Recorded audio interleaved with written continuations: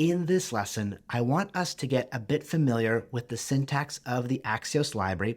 So I'm going to show you an example of this library in use, but I'm going to begin with an example in a plain JavaScript file rather than within a React component.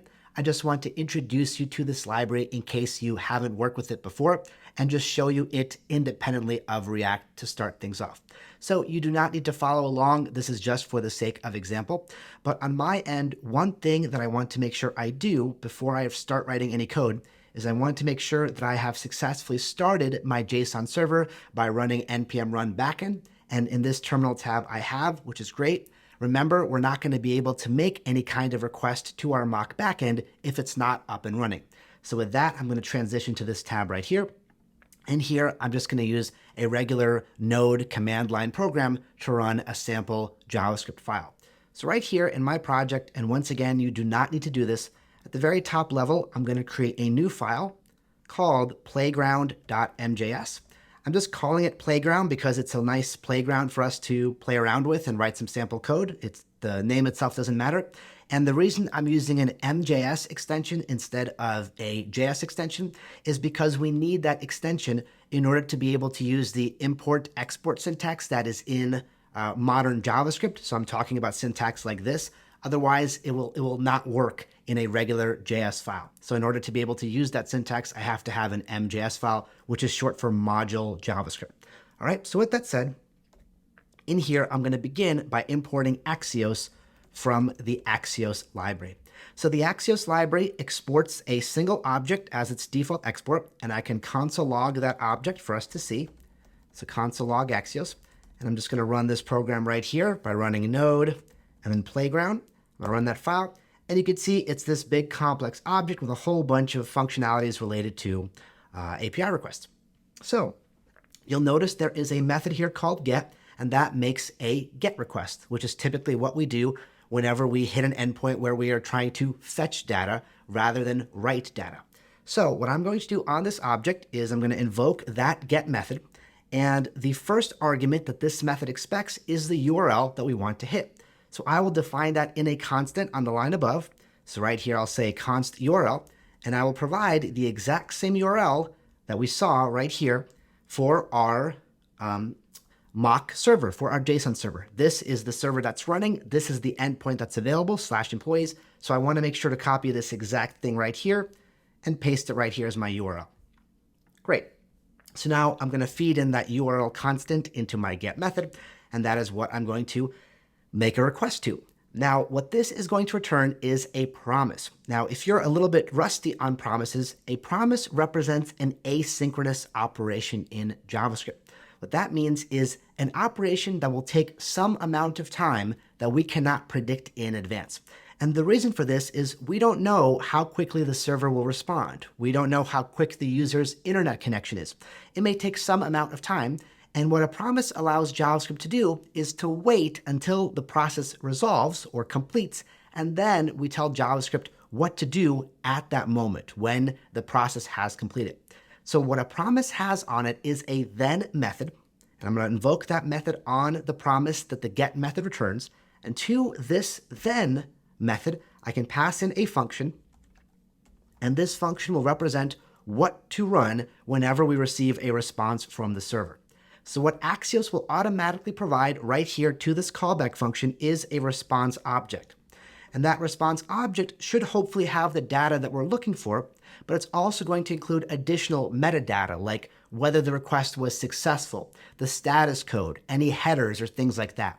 So in order to actually get the array of employees that we expect to get, or in general, the actual data that is packaged with the response, on this more complex response object, there is a property called data, and that is the actual content returned by the server. This should hopefully be that array of 5 objects representing our employees, right? So for now, I'm just going to console log that response right here, save that, and once again, I'm going to go back to this terminal and run that file, and there we go. You can see, we see the exact contents that we provided in the db.json file and that we also saw in the browser. So what this means is we made a request when we ran this file to our mock backend. Basically, our computer made a request to itself, which is why the response was so quick. Obviously, in the real world, the computer has to traverse the internet, which is why it might take a little bit longer than that. But the result still remains the same. We made a request to another server, basically another computer, or emulating another computer, and the server received the request, sent it back to us with this array of 5 objects, and Axios received that, processed it, and we told it to console log it, and that's what we see in our terminal. So everything is working successfully. We are making a request to our mock backend. The next thing I want to show you in this lesson is an alternative syntax for dealing with promises in JavaScript, and it is async await syntax. The advantage of async await syntax is that we don't have to write this nested code where we provide a nested callback function to the then method. It's another way to accomplish the exact same logic under the hood. The async await syntax is what's called syntactic sugar, which means it's a convenience or an abstraction that's built for developers to make their lives easier. So async await syntax is actually the exact same promise syntax under the hood. It's just an alternative way that we can write it that tends to be a little bit more elegant and easy for us to reason about. And it looks like this. What I'm going to do, just to provide these examples side by side, is I'm going to comment out this code, and then I'm going to do the alternative syntax below. What I'll do is I'll declare a function. I'm going to call it getEmployees. And right here, I'll provide my arrow function body. The first thing we need to do is if our function is doing any kind of asynchronous operation, which means, once again, an operation that will take some amount of time to complete, or in more technical terms, an operation that will involve a promise, much like the Axios get method does. In that situation, I have to provide an async keyword before my parentheses like so. And that's when dealing with arrow functions. So we're running the async keyword, and we're telling JavaScript that something in this function in the body will take some amount of time, which means it will involve a promise. So right here, what I'm going to do is I'm once again going to do axios.get, pass in my URL, so the syntax remains the same, and this is our asynchronous operation. And whenever we have this kind of method that returns a promise, we use a special keyword in front of it, which is await. So if you are using the async keyword before a function, you must always have the await keyword somewhere in there, and that's going to be in front of that asynchronous operation, that operation that returns a JavaScript promise. And what we can do is assign this entire operation to a constant, and it will represent the final return value or the resolved value of the promise. Basically, in Axios land, it's going to be this response right here that we reacted to in the body of this function, but right now it's going to be available in line, so I can simply assign this to a constant like response. And the way this works is the function will not proceed running until this part resolves, until we complete the request and then assign it to a constant called response. Until that is accomplished, the remaining lines right here will not run. So what do I want to do once I get that response object from Axios? I want to do the exact same thing as I did above. I just want to reach into that object, pull out its data property, and console log it to make sure the response was successful.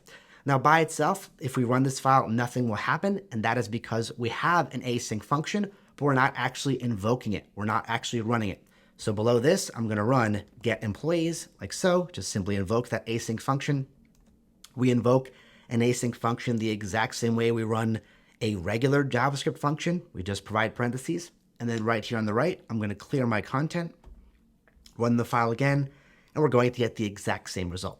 And it makes sense that we would get the exact same result because this code is just another way to write the code above. They're both the exact same. They're both using JavaScript's promise-based API, which again is just an object in JavaScript, promise that is, an object that represents an operation that will take some amount of time that we can wire up logic to run when that operation completes. And that may take some amount of time. It can take 1/10 of a millisecond, can take a second, can take 10 seconds. We specify what to do when that asynchronous operation completes.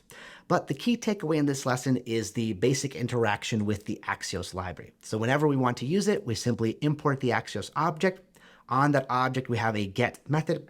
We provide a URL to that method, and that will return a promise, and we can deal with that promise in either this approach with the then syntax or with this approach with the async await syntax. And the same rules are going to apply when we repeat this exact kind of logic in a React component. And we'll take a look at how to do that in the very next lesson.